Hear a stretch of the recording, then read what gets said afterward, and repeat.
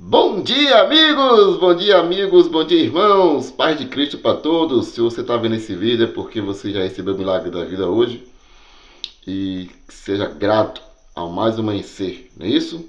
Meu nome é Wilson Silva, aqui de Salvador, Bahia, para aqueles de fora que estejam assistindo esse vídeo, não me conhecem, né? Se quiserem interagir comigo, o meu telefone é DDD 71 99146 4641, fica à vontade, é o WhatsApp também, para estar me contactando e estarmos interagindo, trocando conhecimento, tudo com respeito. Não preciso concordar com você em tudo, nem você precisa concordar comigo em tudo, mas nós vamos interagindo, trocando ideias, vamos crescendo a paz de Deus que excede todo e qualquer entendimento, tá bom? Meus vídeos não são para abalar a fé de ninguém. Você tem a sua fé, eu tenho a minha fé. Aqueles que buscam e desejam a verdade, o Espírito de Deus vai revelar, e aí cada um decide em ficar com a verdade revelada pelo Espírito de Deus, continuar com aquilo que foi ministrado até o dia de hoje, porque cada um é responsável de si próprio, ok? No final desse vídeo, se você gostou, dê seu like, aperte o sininho, compartilhe esse vídeo para mais pessoas possam ser alcançadas, e se inscreva no meu canal, me ajude, é de graça.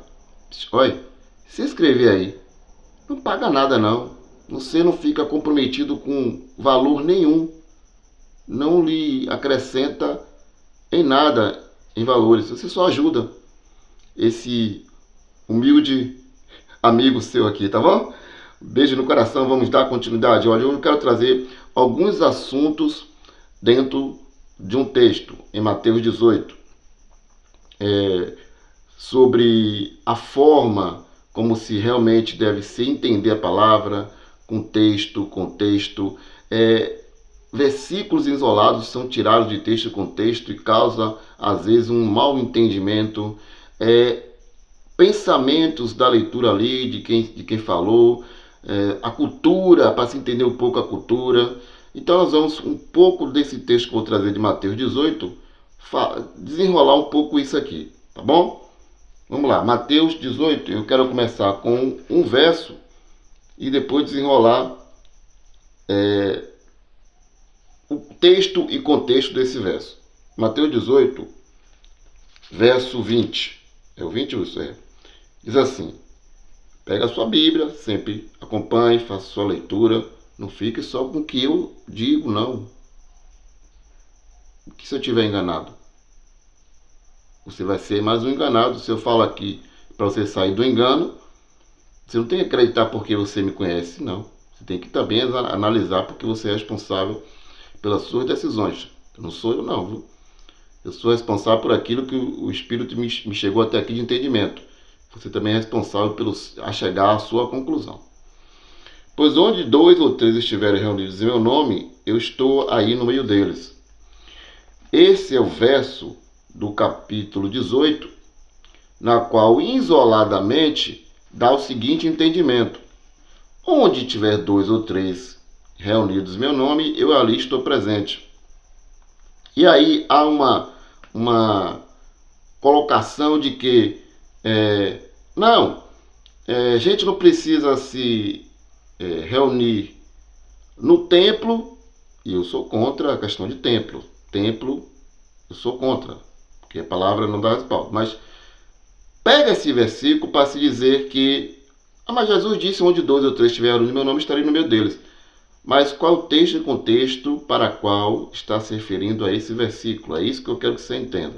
Como diversos outros versículos tiraram de texto e contexto, viram pretextos para enganos.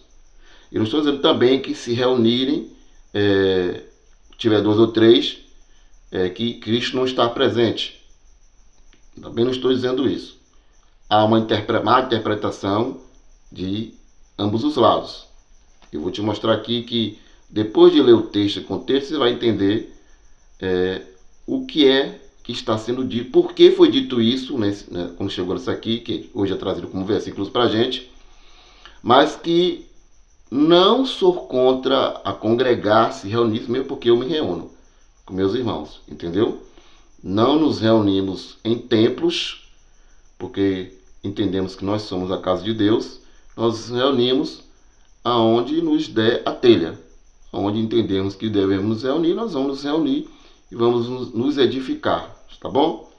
Mas vamos lá. Agora vamos entender aonde surgiu esse verso, por que foi dito esse verso no texto e contexto.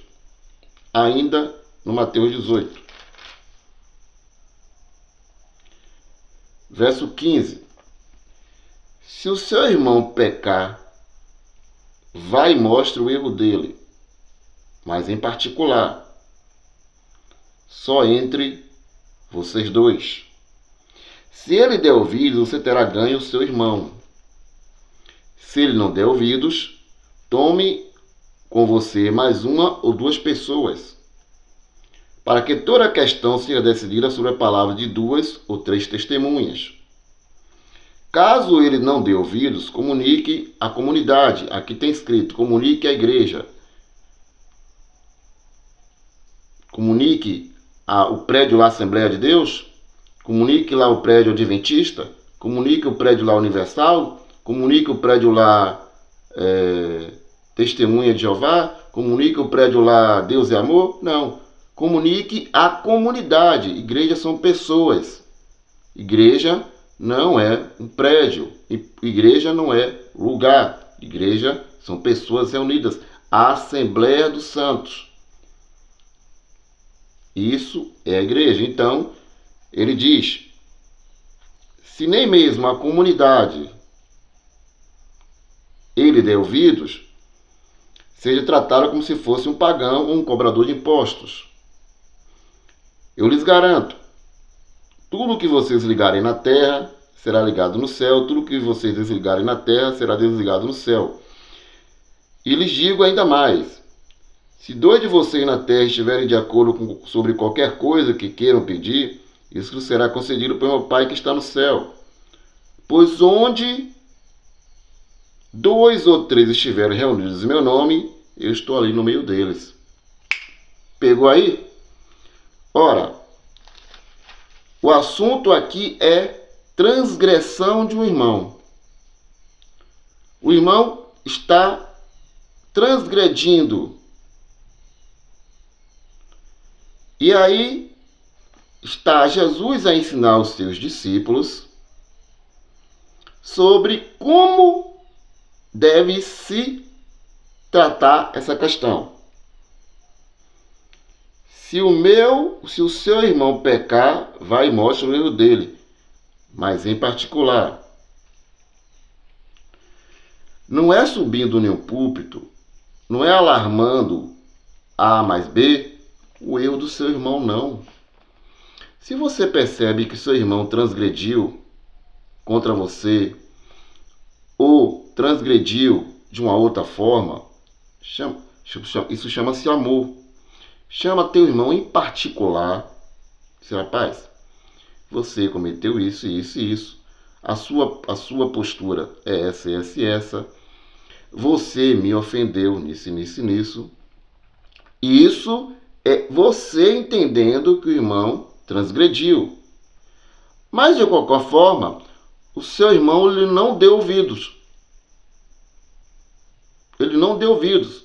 E aí, se ele não der ouvidos, você terá... Se ele der ouvidos, você terá ganho seu irmão. Se ele não der ouvidos, tome com você mais uma ou duas pessoas, para que toda a questão seja decidida sobre a palavra de duas ou três testemunhas. Aí a gente vai aprendendo a cultura. Tudo tem o porquê do escrito. E aí eu precisamos entender. A linguagem usada, eles eram judeus. Então eles tinham sua cultura, eles tinham seus ensinamentos. Por que por duas ou três testemunhas Jesus traz para os discípulos essa questão? Ele está falando com os judeus. Eles já tinham uma prática de algumas das coisas, então tudo é pautado na prática deles, na cultura deles, nos ensinamentos deles. Então, quando Jesus diz isso, ele está recitando a lei. Olha cá, Deuteronômio, capítulo 17, diz assim, deixa eu ver aqui, 17. Verso 6. Você poderá condenar alguém à morte somente com a deposição de 2 ou 3 testemunhas. Ninguém será morto pela deposição de uma só testemunha. Vamos lá agora para o 19. Deuteronômio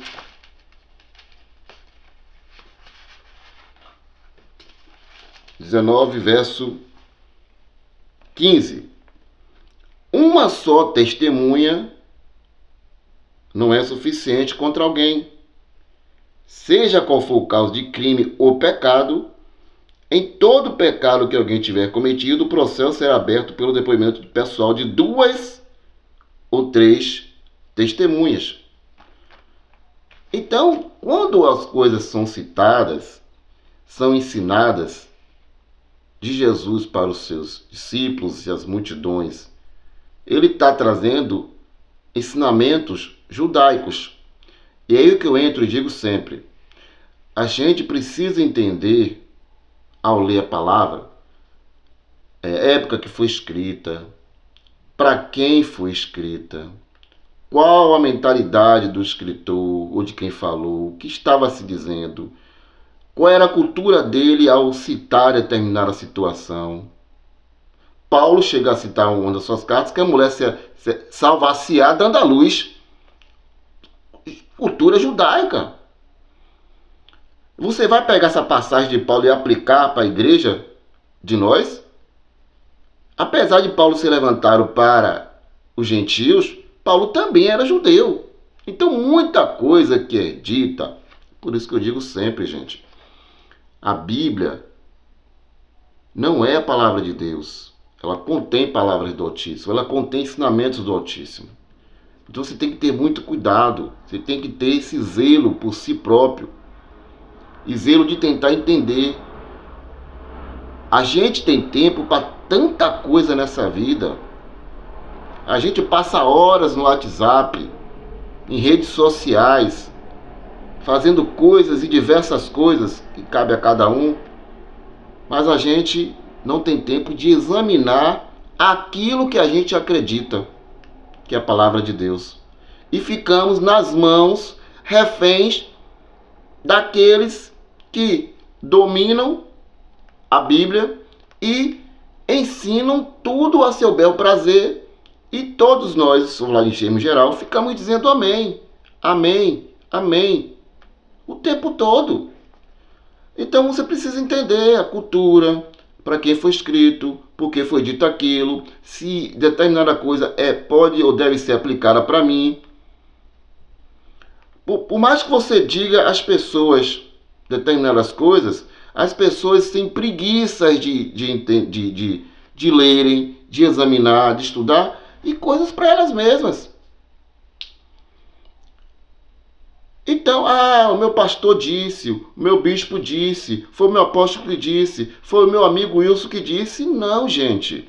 Olha que eu estou sempre me colocando de igualdade nesse sentido com todos, porque não é porque eu digo que você me conhece, que você me acha bacana, acha legal, que você tem que acreditar no que eu digo. Você tem que examinar a palavra de Deus. Porque no final das contas, a decisão é sua e é minha.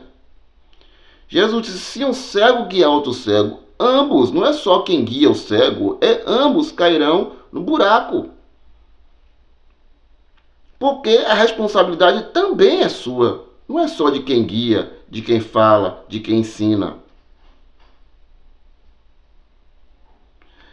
Vamos lá, outra coisa interessante para nós aprendermos aqui. Ele está falando de perdão e trabalhando também isso para a gente. Nós vamos entrar nesse assunto também dentro disso aqui. No verso 21, Pedro, aproximando-se de Jesus, e perguntou, Senhor, quantas vezes devo perdoar Se meu irmão pecar contra mim até 7 vezes, Jesus respondeu: não lhe digo que até 7 vezes, mas até 70 vezes 7. Você sabia que quando Pedro cita essa pergunta e Jesus também responde com uma outra questão, dando a entender que o perdão ele é infinito, ele não tem limite para perdoar. Ô Pedro, não temos limite para o perdão. Mas Pedro fala até 7, porque na cultura judaica não se tinha essa questão de 7 vezes, mas tem uma referência lá atrás na qual Pedro é judeu, gente. Pense nisso. Vamos lá, olha o que você vai ler. Acho que você nunca leu isso aqui, nunca prestou atenção. Gênesis capítulo 4. Gênesis capítulo 4. Capítulo 4. Vamos ler aqui, verso 23. Olha aqui. Olha que interessante. Olha por que Pedro faz essa pergunta e por que Jesus responde daquela forma. Estamos falando de judeus. Lameque disse para suas mulheres: Ada e Sela, ouçam minha voz. Mulheres de Lameque, escutem minha palavra. Por uma ferida eu matarei um homem, e por uma cicatriz matarei um jovem. Se a vingança de Caim valia por 7, a de Lameque valerá por 77. Em outras traduções, 70 vezes 7. Olha que interessante. Se na vingança para Lameque 70 vezes 7, ou 77 em algumas traduções, Jesus traz o inverso. O perdão é infinito. Assim, se para Lameque a vingança ali era de uma forma, de uma linguagem infinita, na qual ele se sentia, 7, Caim, por 7 vezes, houve vingança. Ó, verso 15, capítulo 4 de Gênesis. Javé lhe respondeu: quem matar Caim será vingado 7 vezes. Prestou atenção, gente? Se foi dada uma sentença para quem matasse Caim, seria vingado 7 vezes. Agora, Pedro, na sua mente judaica, lembra disso e diz: então eu posso perdoar meu irmão até 7 vezes? Porque ele lembra que na vingança para Caim, seria vingado 7 vezes. No perdão ao meu irmão, eu até 7 vezes posso perdoá-lo? Jesus responde: na vingança para Lameque era 70 vezes 7, ou 77, algumas traduções. Uma vingança infinita, uma vingança sem limite. Jesus inverte o quadro. No perdão, não há limite. 70 vezes 7, ou 77, algumas linguagens. Olha que coisa maravilhosa, irmão. Olha, quando você estuda, você analisa, o Espírito de Deus, ele te revela, gente. O Espírito de Deus, ele lhe mostra a grandeza, a maravilhosa e bela da sua palavra. Então, Jesus, tratando do perdão, ele diz: não tem limite. Perdoe seu irmão. Ah, Wilson, você vai me perguntar agora, eu dentro de você, no seu interior, mas quer dizer que eu tenho que perdoar e ficar o tempo todo com essa pessoa? Não, não está dizendo isso aqui. Está se falando do perdão. Gente, o perdão é para si próprio. Quando você libera o perdão para alguém, não é para alguém, não, é para si próprio. É você que está carregando esse fardo com você. Essa mágoa que está aí dentro. Esse ódio. A mágoa é uma raiz de mal. E você precisa liberar esse perdão. Então não há limite. Agora, Wilson, já tentei e não consegui. O Espírito de Deus te ajuda. O Espírito de Deus te ajuda. Abra a sua mente, abra seu coração. Se entregue totalmente a Ele e você verá que o Espírito de Deus irá atuar. Irá te ajudar a você liberar esse perdão para quem te feriu, para quem te magoou. Você não precisa seguir com essa pessoa, não. Você só precisa liberar esse perdão que vai fazer bem a você mesmo. Agora tem outro assunto dentro desse texto também, que é muito importante. Muito importante. Quando é dito, pegue mais uma ou duas testemunhas entre vocês, e comunique a comunidade de vocês, entre vocês, onde vocês estiverem reunidos ali, pegue 2, 3 pessoas experimentadas. Olha o que Paulo diz aqui em situações como essas de problemas a serem resolvidos entre irmãos. 1 Coríntios capítulo 6. Capítulo 6, verso 1. Quando alguém de vocês tem uma questão com outro, como ousam levar o caso para ser julgado pelos pagãos e não pelos membros da comunidade? Então vocês não sabem que os cristãos que vão julgar o mundo? E se é por vocês que o mundo vai ser julgado, seriam vocês indignos de julgar coisas menos importantes? Vocês não sabem que nós haveremos de julgar os anjos? Quanto mais as coisas da vida cotidiana. No entanto, quando vocês têm processos desta vida para serem julgados, vocês tomam como juízes pessoas que não têm autoridade na igreja, na comunidade. Digo isso para que vocês se envergonhem. Será que entre vocês não existe ninguém suficientemente sábio para servir de juiz entre os irmãos? No entanto, um irmão é intimado em juízo por outro irmão, e isso diante de infiéis. O que é que Paulo está dizendo aqui, orientando? Que Jesus disse: se há uma situação entre irmãos, se há uma transgressão entre irmãos, por que levar esse irmão a pessoas que não têm nada a ver com a comunidade da igreja? A comunidade, a Assembleia dos Santos. Por que estão levando situações entre irmãos para fora da comunidade da igreja, fora da Assembleia, da reunião dos santos? Paulo pergunta: não há ninguém entre vocês suficientemente sábio para julgar essas questões? Para sentar com vocês e orientá-los de forma sábia, sóbria? Você vai pegar a sua irmã e levar a tribunais para que outros que nos oprimem possam julgar essa questão? Meu amado, minha amada, não faça isso não.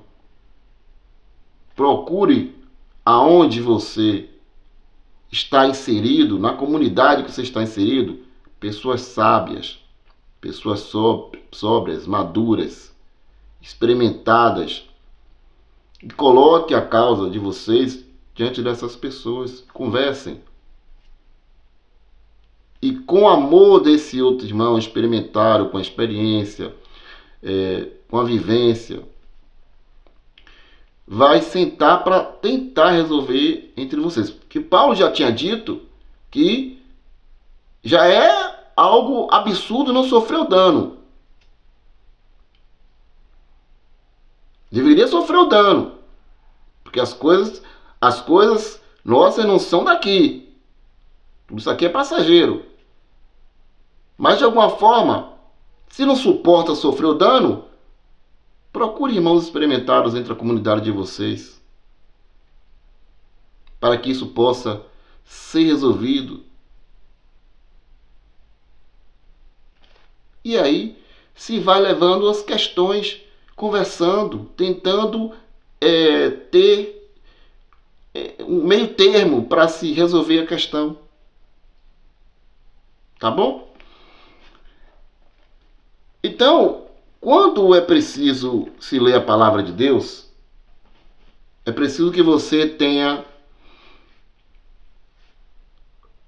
a entender que para quem foi lido, para quem foi escrito, em que época foi escrito, a cultura,